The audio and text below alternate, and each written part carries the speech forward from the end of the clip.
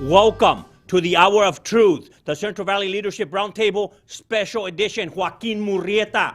Who was he? The most famous 49er of all time. He's been overlooked by many historians, but today we have the authority on Joaquin Murrieta. Anybody out there that wants to write a movie and film a movie, you need to talk to author, historian Humberto Garza. Bienvenido. Thank you for the introduction.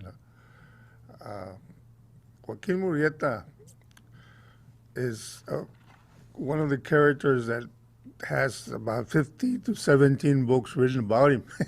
Most of them are inaccurate because most of the authors thought that there was only one person named Joaquin Murrieta.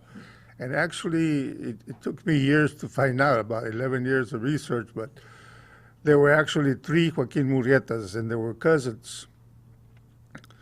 And they had, 2 of them had the same grandfather, and the other one had, the grandfathers were brothers, so he was a second cousin. And they all rode together, and they all came to California in 1848, and they all came during the gold rush.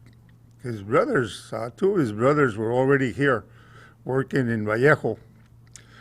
And when the gold rush came to California in January of 48, his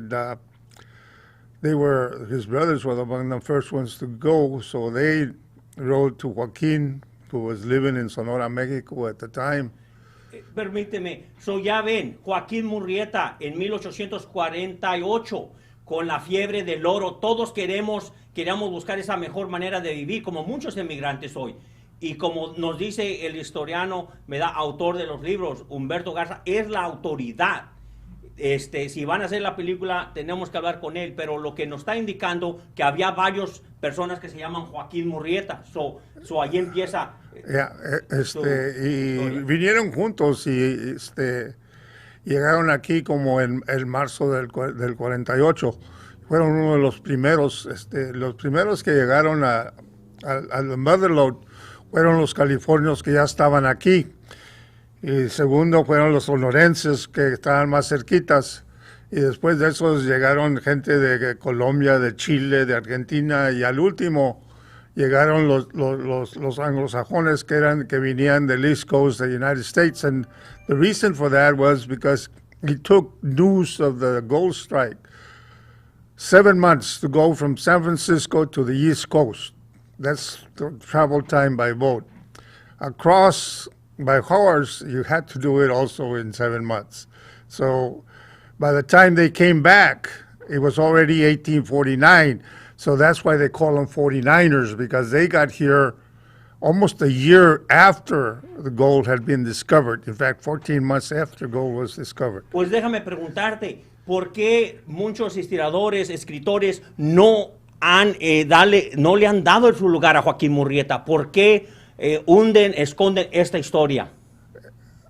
Una de las razones es porque sabían que era mexicano y la discriminación ha existido contra los mexicanos aquí en Estados Unidos antes de la guerra de Estados Unidos y México. Y era muy fuerte. Los mexicanos ya estaban aquí. Por eso tenemos estados como Nuevo México, Nevada y California, y Texas, son Florida, son nombres españoles. Y ya estábamos aquí. Y la cosa es que nos echaron fuera, o trataron de echarnos fuera, y unos se fueron y otros se quedaron, a unos los mataron. La cosa es, we're still here, and the discrimination has still existed. You know, we are not necessarily immigrants to this country. We've been here a long time ago. In fact, in one of my books that I researched on the Aztecs used to live in Utah 3,300 years ago. That's how long Mexicans have been here in the United States that we can document in history. So anybody that claims to have indigenous blood like we do, most Mexicans, most of us have at least 25% indigenous blood. You know, our ancestors have been in this country for over 3,300 years. And yet they look at us like we just jumped the fence last week. Like. Well, there's a historian that wrote a book that Joaquin Murrieta never existed. I'm sure you know Mr. Bruce Thornton, I believe, if I'm not mistaken. And he asserts that it's just our imagination that we created this folk hero. Era una leyenda, like you said, demystifying the Joaquin Murrieta legend. 14 years of investigation, 14 años de investigación. Dinos por qué la gente, unos escritores dicen que no existió, but yet he's the most famous, talked about 49ers of all time. Well, the reason he came to that conclusion was basically that he was doing the analysis of the newspapers of the time. And the papers had him robbing people in Sacramento and in Stockton and then in Los Angeles in the same day. He says he couldn't have existed. How can somebody by horse travel from Stockton to Los Angeles to Sacramento on the same day? You can't do that. Even within a day, you can't do that. So he must have been made up, and that's how he came up with the idea. But he didn't know that there were three of them, and that's one of the mistakes. In my early research, there was a thesis that was also written by an Anglo historian, and he came up with the same premise, the same hypothesis that Joaquin didn't exist because he couldn't have done all these things at the same time, being at that many places at the same time, and Thornton had suffered from the same delusion. Sí, había muchos que se llamaban Joaquín, ¿verdad? Muchos Joaquín Carrillo, Joaquín Murrieta, Joaquín Valenzuela. Y claro, pues ese escritor, el señor Bruce, dijo, pues, ¿cómo va a estar robando en San Francisco y acá en Mariposa, Calaveras County? ¿Y cómo va a estar acá en Los Ángeles? Well, the most popular names for males in the Spanish language is Jesus, whose name is after Jesus. Jose, who was his father, and Joaquin, who happened to be his maternal grandparent, last name, first name. So his maternal grandparents were Ana and Joaquin, and that's why it's such a popular, Spanish name. And it basically all of us are good Catholics, and like good Catholics, we name our kids after Catholic saints when we can. Yes.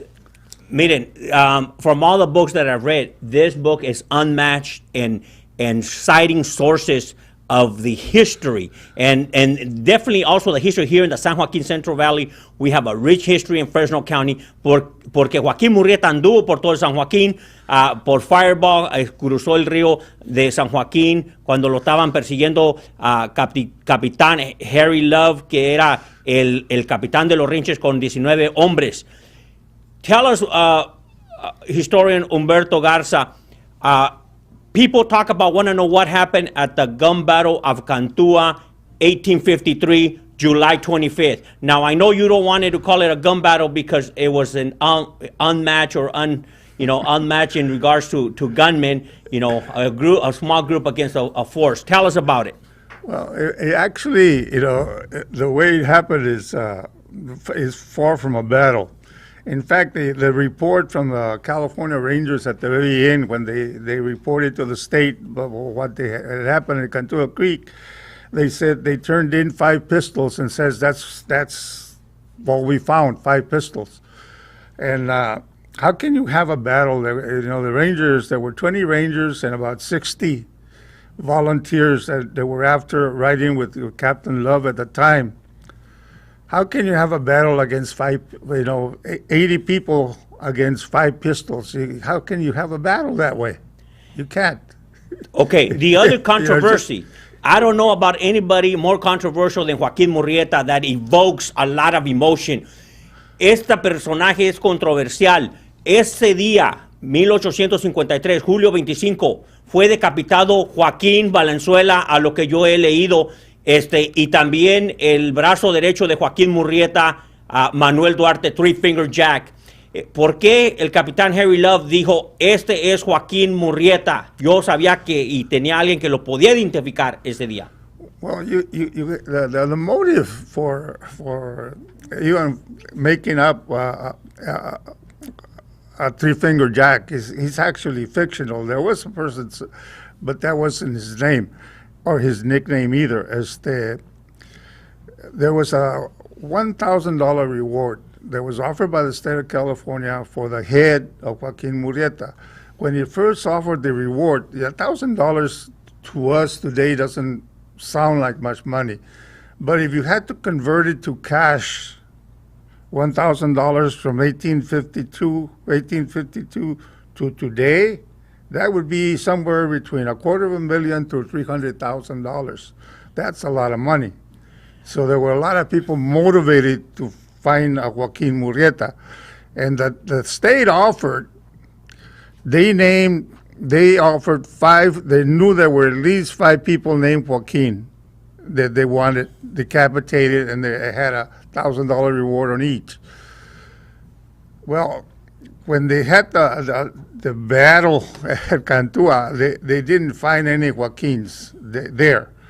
They didn't find any. Actually, they did kill one. Joaquin Valenzuela was killed, but they didn't decapitate him because the Rangers used him for target practice. And the reason we know this is because when they dug up his body years later, and they weeks later, when they actually buried him, because they just left him out there were 13 bullet holes in his skull.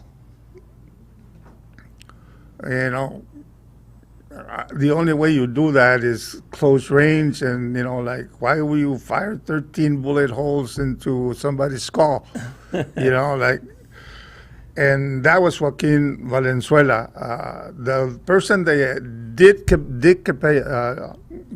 decapitate, and his name was Juan Valenzuela. Juan Valenzuela was the older cousin de Joaquin Valenzuela, and he was in charge of that area, the Cantua station. It was a Mustang station, and they used to collect Mustangs from all the valleys in San Joaquin Valley, and then they would herd them. They get a herd of about 350 horses, and they would drive them to Mexico, about 600 miles. And one way, and then they would sell them over there, and then they would come back for more. And Juan Valenzuela was in charge of that, and for the Murrieta organization, and he's the one that they have in the jar. That's the head they have in the jar.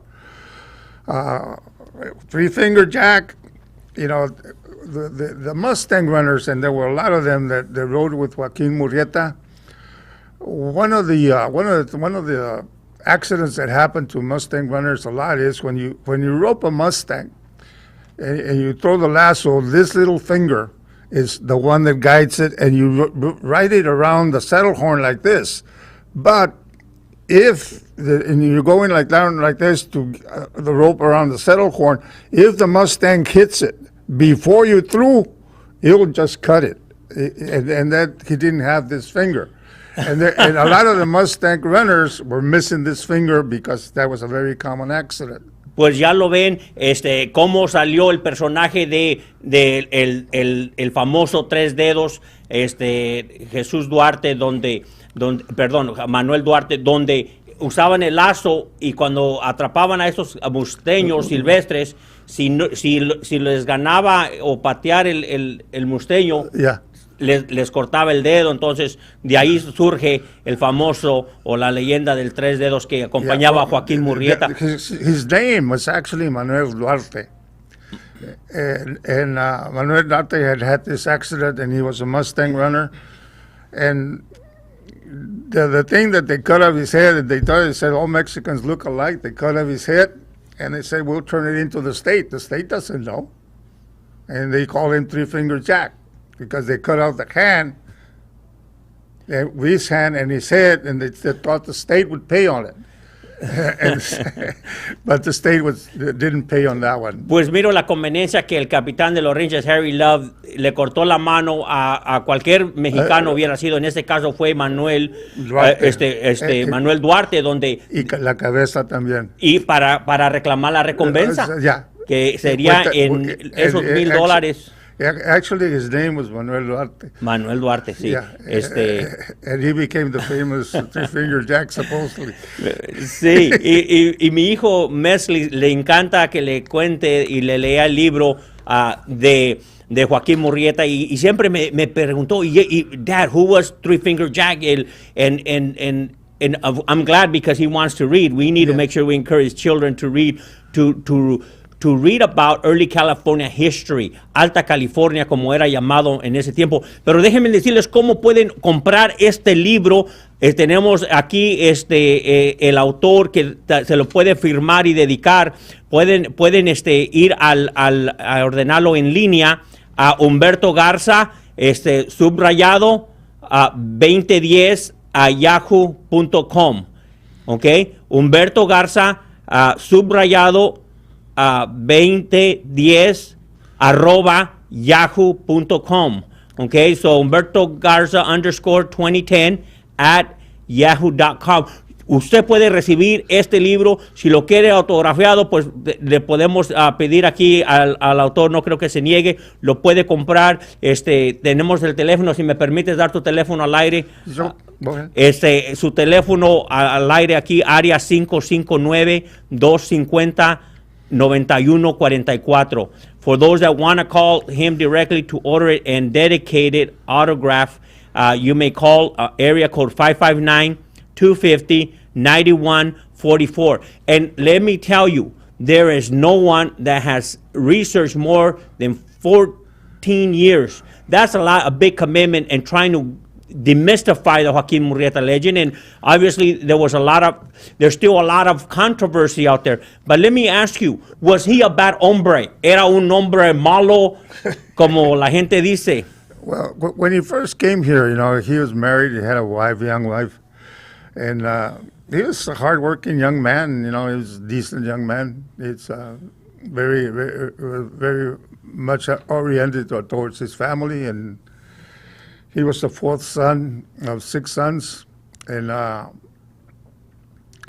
he obeyed his older brothers and his father and his parents. And but when they gang raped his wife, and then Rosita Carmelita. Her name was Carmen. Okay. Carmen. Yeah, people call her Rosa. I don't know why, but her name was Carmen. Carmen Feliz.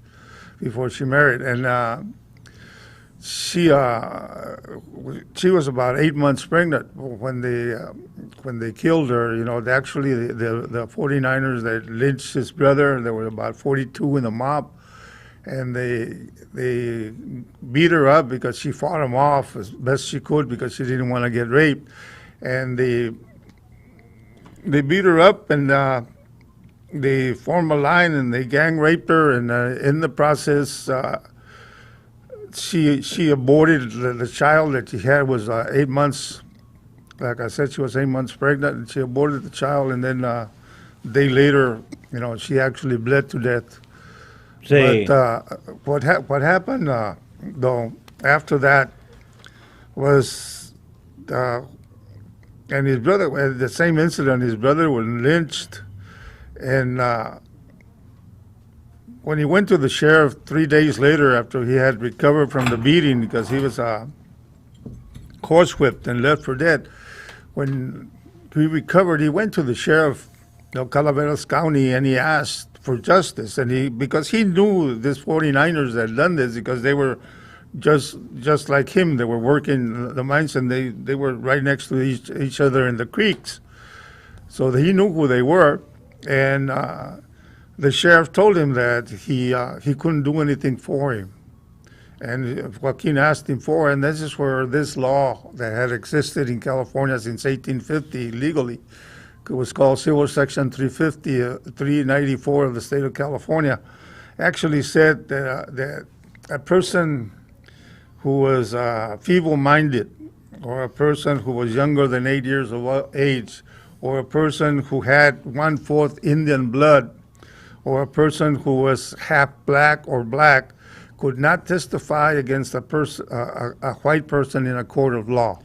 Eso es muy importante. Déjame, por favor, explícanos, Porque nuestra audiencia dice, ¿por qué era que no podía ir Joaquín Murrieta a pedir justicia? No, recuerda que en Stockton, California, en ese tiempo, le habían ahorcado a su hermano y habían golpeado a su esposa, había sido golpeada y abusada. Como te expliqué, it was assumed that anybody that was Mexican was at least 1/4 Indian, had at least 1/4 Indian blood. So therefore, he was not eligible. The law prohibited him from filing charges or testifying against a white person.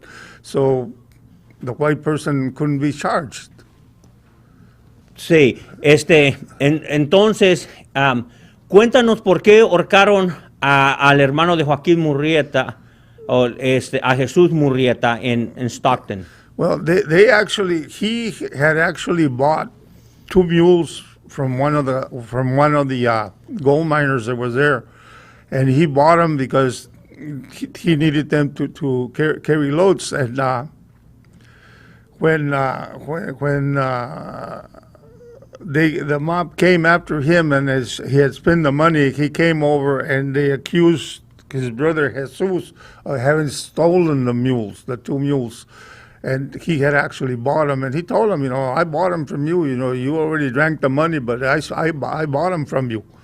And the guy called him a liar, and then they accused him of being a horse thief, and they actually lynched him for that. The mob actually lynched him for that. And when Joaquin came out to help his brother, they beat him up, and then his wife came out to help his Joaquin, and then they tore off his clothes, and they threw her on the ground, and they gang raped her. And they even formed a line, and some of them came back and did it twice. Now, I asked you earlier, was Joaquín Murrieta a bad hombre? So in the process of him seeing his brother lynched, influence. Well, he was alive when this happened because they beat him up and they tied him up to an oak tree and they were horsewhipping him when his wife was being raped and his brother was being lynched. He saw all of this, and he knew who they were. So when 3 days after he recovered, he went to the sheriff to get justice and see what they could do. And the sheriff said, "I can't do anything for you.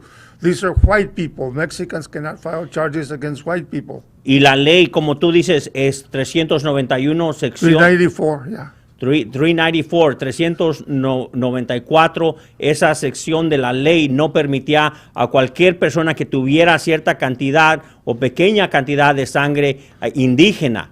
Entonces Joaquín Murrieta no podía obtener justicia. Entonces, de ser un buen hombre de familia, he didn't become a bad hombre. Well, no, he actually thought about it for a couple of days because the sheriff told him, the best you can do is just forget about it. And he went home and he told his brothers and he told his cousins and his friends, and they decided they were going to get their own justice. And his brothers helped him and his cousins helped him. And then he went after all of them, and he got 41 of them. They actually got 41 of them, and they actually were going to lynch him, but they said, Joaquin told them, no, we're not going to lynch him. We're not going to give him a tree. That's what they did to my brother. We're going to lynch them like the snakes they are. We're going to lynch him on the ground. And they said, well, how do you lynch somebody on the ground? And he says, let me show you. He got on his horse, he put a noose around their neck, and then he dragged them on the ground until the head popped. Entonces, cuando miró Joaquín Murrieta que no podía obtener justicia por las cortes o por el sheriff, entonces él habló con sus primos familiares y dijo, vamos a buscar estos 42 hombres, en sus ojos, malos hombres, y vamos a ahorcarlos arrastrados. Entonces, los arrastraron hasta que el peso del cuerpo es tanto que el mecate realmente corta o desconecta el pescuezo. Y escribes que por eso sale el condado de Calaveras. Yeah. Por las calaveras que de tantas muertes que hubo. Hubo de perdida 41. 41 de los 42. Ya, y el 42, ya después que se fue para México, después del 53 se fue para México, y cuando estaba allá, fue 3 veces, fue para Tennessee y a buscar el chavo ese que le faltaba. Y cuando le pregunté al que estaba ahí en Sonora, le pregunté al descendiente de Joaquín, le dije, bueno, y ya nunca fue. Dice, no, ya después de la 3ª vez ya no fue, dice, yo creo que lo mató. Pues ya vamos a ver, pero miren, los conocimientos de caballería, gente de a caballo, mis respetos, que los que saben de jinetes, les voy a confesar, yo me subí a un caballo últimamente en el verano para la famosa cabalgata marcha de Joaquín Murrieta por Justicia, y tuve una experiencia donde me caí del caballo, pero ¿saben qué? Los jinetes me dijeron, mira, Eliseo, la lección más difícil es saber caerse y levantarse. Entonces vas a un buen camino para ser jinete. ¿Cómo la ves?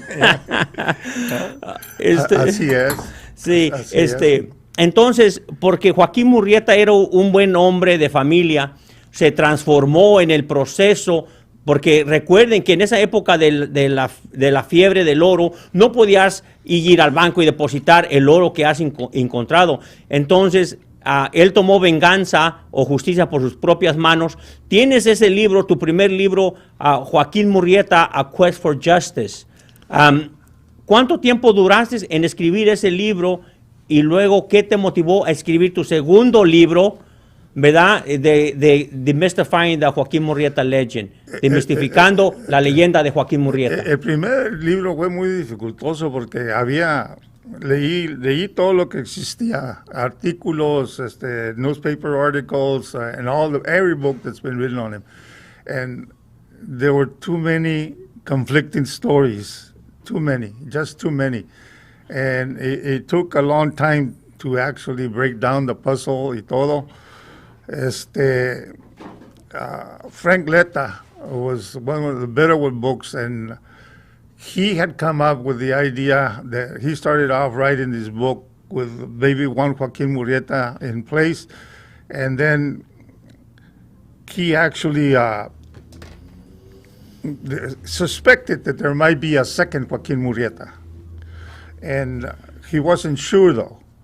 And before he finished his book, though, Frank Letta died, and it was his daughter that actually had to finish it off and put the final points together. And he used the information Letta had, but it was not necessarily in the order it should have been.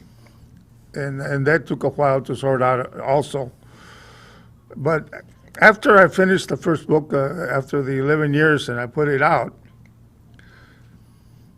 family members from Bakersfield, from Fresno, from Los Angeles, and then from Sonora, actually, and they invited me to their homes, and they invited me to the state of Sonora, Mexico, and I went, and I sat down with them, and they gave me so much information that I had to write a second book.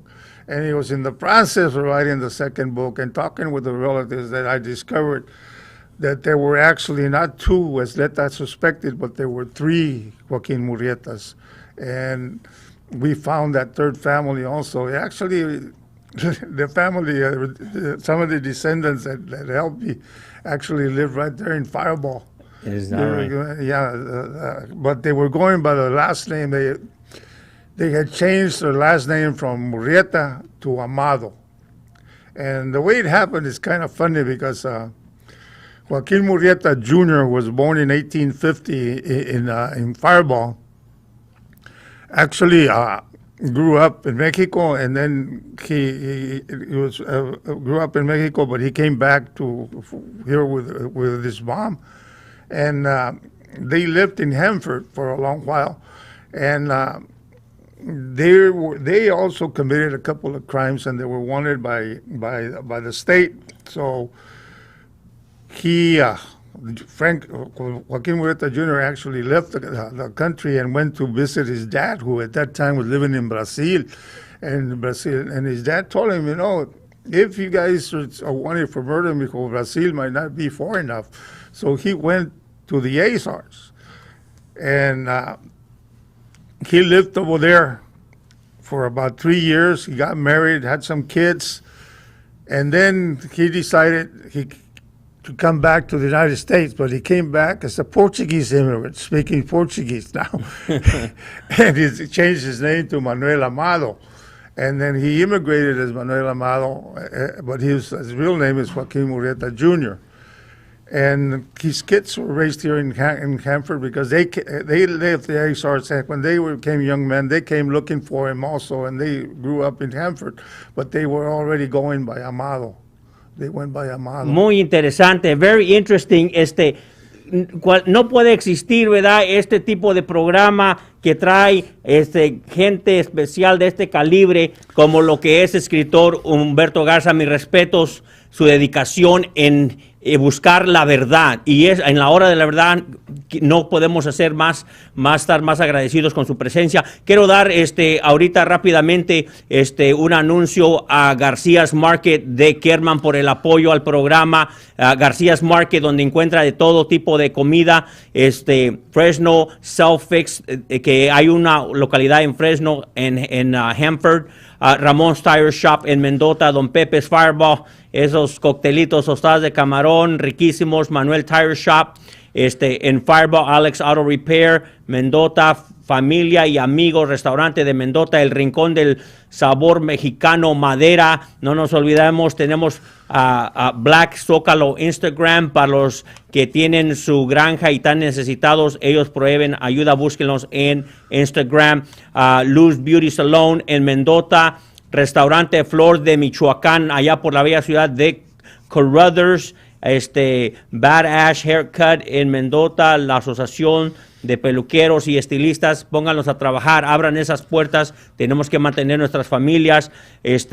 Arámbulas Taquería, González Tire Shop and González Towing. Well, la organización que se especializa en abogar por agua limpia para nuestras familias. Pero regresemos al tema más controversial. ¿Por qué causa tanta controversia con Joaquín Murrieta y it evokes so much controversy and emotion? What's your take? Well, I've been approached by several people that want to make a movie on Joaquin Murrieta and all that, but after all the work that I did in the research, I always place some conditions on them.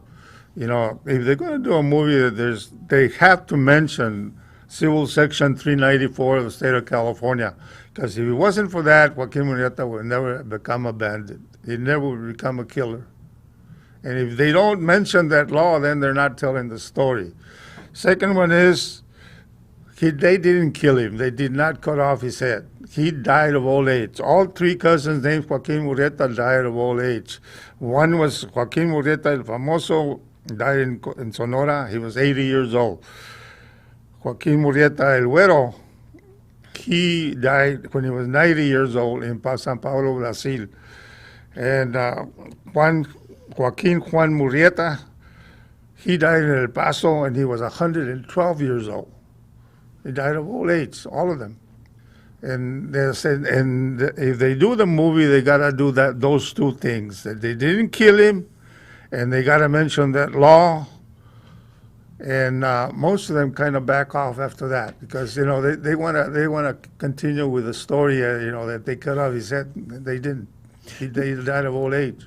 Ya lo escucharon aquí en la Hora de la Verdad. Muchas veces los que quieren escribir o quieren filmar, ¿verdad?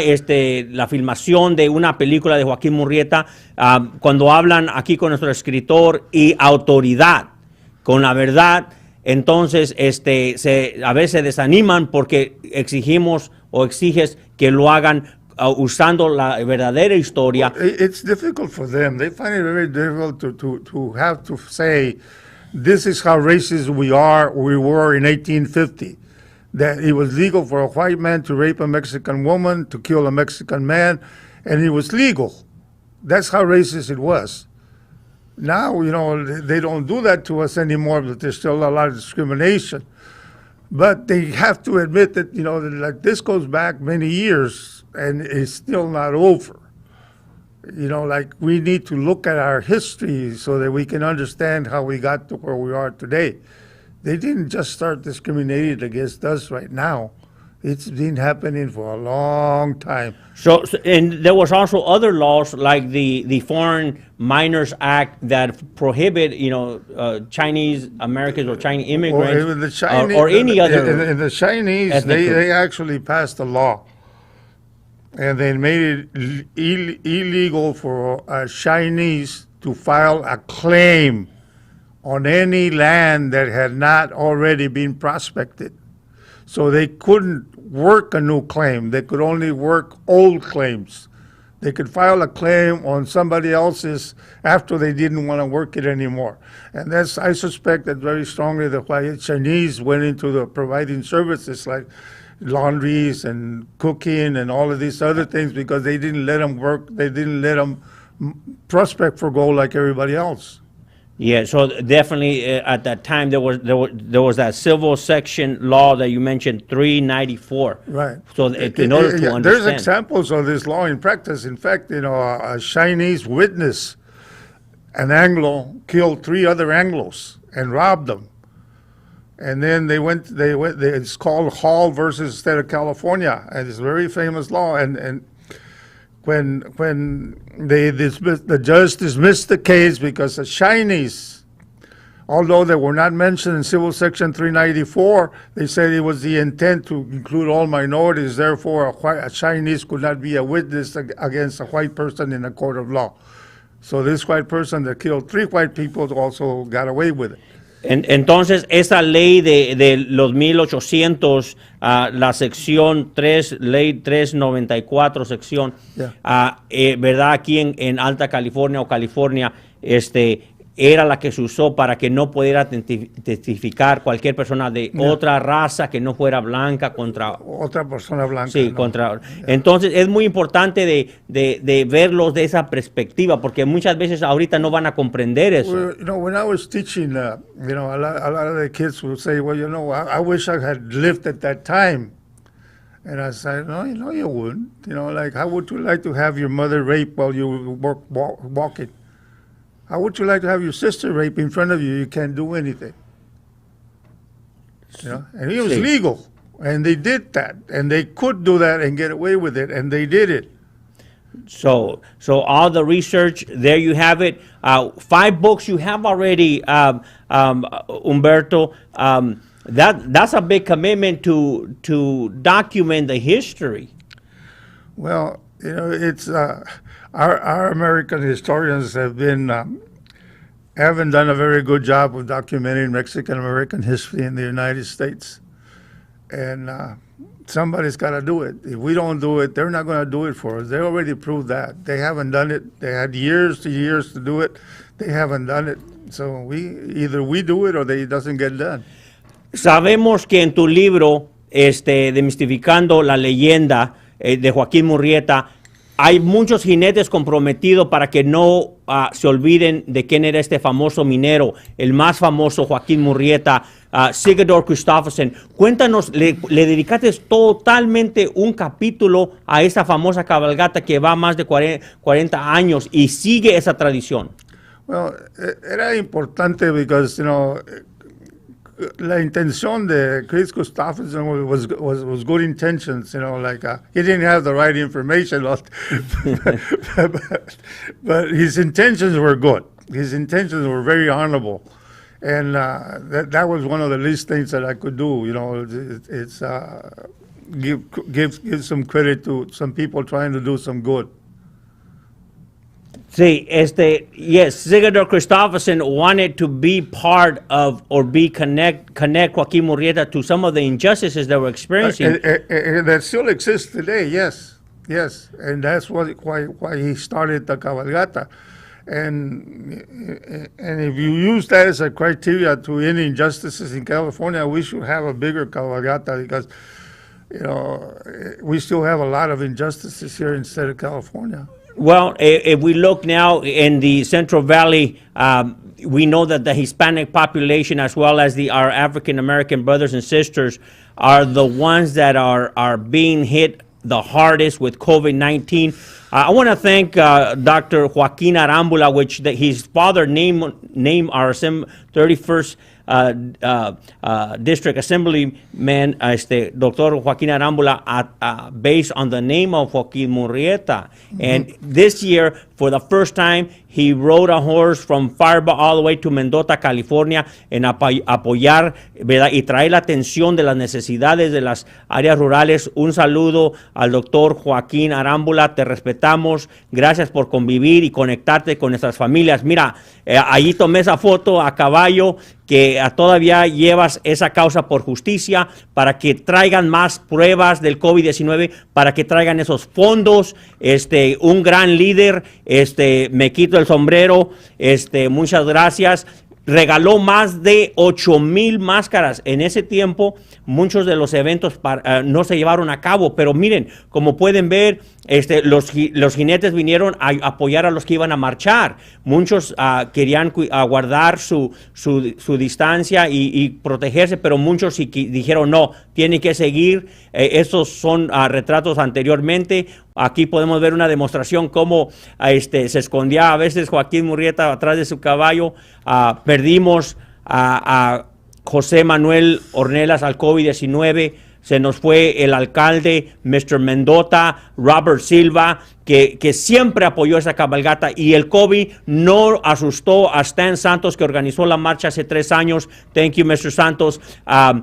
More than 8,000 masks were given for us to protect families. So we have to make sure that in working with the county, I want to thank our health department, the county, for allowing us to do an open door safe, following all the protocols, because we can still operate COVID or no COVID, but we need to protect families and educate our people. Pero tell us, what do you think that this tradition of La Cabalgata has endured all these years, and now we're using it to promote a lot of social justice? Well, there's a lot of people that like horses, okay? And then it's an excellent place for them to show the horses, show the horsemanship, and also they can tie it up with doing something good. It's part of our tradition, it's part of our culture, and I grew up in a ranch, so I can identify with that. We were riding horses since we were 2 years old, 3 years old. So the thing is, it's very expensive to keep a horse. Yes. So there you have it. Sigurdur Kristoffersen, his legacy continues beyond. We hope you rest in peace, but the tradition continues because all those years of labor. Julián Orozco, en paz descanse, también uno de los cofundadores, al igual que Jesse López. En fact, Jesse López hizo la resolución como supervisor del condado en ese tiempo, para que se reconociera y se formalizó. Pero empezó en 1978, brevemente, un día y medio, pero se formalizó con esa resolución oficialmente, formalmente, 1980, gracias a esos 3 nombres que mencioné, Siggy, don Julián y don López, Jesse López. Así es de que, let me ask you, Mr. Humberto, do you consider yourself a bad hombre? No, but it all depends who you ask. No, I don't. In fact, no. Some people have called me a good man. Others people, they don't even know me, and it would never been important enough, I guess, to be labeled one way or another. Yes, and sometimes I do ask the question because, again, Hispanics have been categorized as criminals or bad hombres, rapists, and so forth. And it's important for them to see that we have Hispanic writers, mayors, lawyers, educators, and a lot of times we have to change that image that yes, there are professionals, we can succeed given the right opportunities as well. Of course. The education is a fantastic avenue to overcome discrimination and to overcome poverty. Probably the worst form of racism there is, or the worst form of evil there is, it's poverty. Poverty, causes a lot of problems, not only for the poor people, but also for the people that have to live nearby them, because nobody in the right mind is going to let their kids die or starve. They'll do whatever it takes to feed them. Yes, and that's why in this country, as racist as it is yet, it's still a lot better than other places, because at least here, you can work your way out of it, out of poverty. Yes, and talking about the contribution, I want to ask you your perspective of immigrants, because a lot of times it's easy to use immigrants, our agricultural workers, as a drag on social programs. And let me say this, that right now hay muchas familias que están preocupadas porque se viene a la mesa el fin del TPS, que tienen miedo, que no pueden encontrar su voz, que a veces no saben cómo ejercer sus derechos, porque todos queremos crear nuestras familias, que vayan a la escuela, que aprovechen la educación. Education is a game changer to improve the way of life of many immigrant families. Oh, yes. Hard work and education are probably the best way to improve the quality of life for anybody, and you can do it within one generation. I have relatives that we were dirt poor. We were migrant farm workers, and we are not out of it yet, but at least some of us became professionals, and we did better than most. But we worked hard, and we studied hard, and in some cases, I don't think a lot of the people, especially the white people, liked us, but they don't have to like you. You don't need them to like you. You just have to work harder. That's all. Yes, and obviously follow the law. I want to take time to say that there's a business in San Joaquín. Se vende un negocio en San Joaquín, Farm Feed Store Supply. Puede hablar con Arturo Peña a la área 559-633-3665. Es la única, el único negocio que en la área que provee comida, alimentos para la granja, los animales de granja. Así es de que le pueden llamar. Una vez más, gracias al apoyo de García's Market en Kerman, donde encuentra todo tipo de alimentos y, cómo no, también buena carnita que se vende por allá. Un saludo y un apoyo para Víctor Martínez, candidato para alcalde, vicealcalde ahorita de Mendota, y corriendo también para seguir en ayuntamiento, a Espi Sandoval, que está buscando ser el alcalde de Kerman, California. Así es de que TJ Cox, apoyamos a TJ Cox, que siga trayendo esos fondos, mejorando el agua en Parlier y ayudando a nuestros veteranos. Tú también eres oficial electo. Quiero que nos cuentes tu experiencia como oficial electo de Sanger. Well, I ran for the wrong reason, but we had a mayor that was a crook, and he needed to be removed, and I had done the research on him, and the only way to do it was to be inside, and that's why I ran for office. And once I ran for office, I found out that there were a lot of other things that needed to change. So once you start scratching, there's always more work to be done, and it's been an honor to be in the city council, and I've been there now 6 years, going on 7, and I've grown to like it. I didn't necessarily like politicians. I don't think you can trust them. But there's a lot of work to be done yet, and somebody's got to do it. Somebody's got to do it. It's a lot of work to be done. There's a lot of room for improvement. Ya ven, ya lo escucharon aquí en la Hora de la Verdad, que él quería traer cambio a Sanger y tuvo que correr. A veces tenemos que ser nosotros el cambio y tomar acción para ver ese cambio que queremos ver. Por último, ¿qué le recomiendas a esa gente que no vota, que a veces tiene sus dudas? ¿Cómo vamos a cambiar nuestra sociedad? ¿Cómo la vamos a mejorar? Con eso cerramos. There is no reason why anybody should not vote. I can't think of a good reason why nobody should vote. If you don't like the candidates, then you run. But you need to vote. You need to vote. You need to represent yourself and show your kids. Because in the democracy, it's participatory. If you don't participate, you don't belong in the democracy.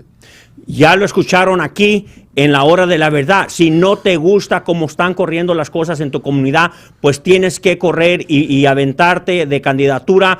Recuerden, como Joaquín Murrieta buscando justicia, queremos buscar justicia a través del voto, la involucración y participación cívica. Así es de que vota, no importa por quién votas, ojalá que votes por los mejores candidatos que te van a traer ese cambio, sino tú mismo, tú misma, hombre o mujer, todos tenemos el mismo derecho en esta gran nación. Hasta la próxima, lo escucharon aquí, la autoridad en Joaquín Murrieta, Humberto Garza, gracias por estar aquí, es un gran placer.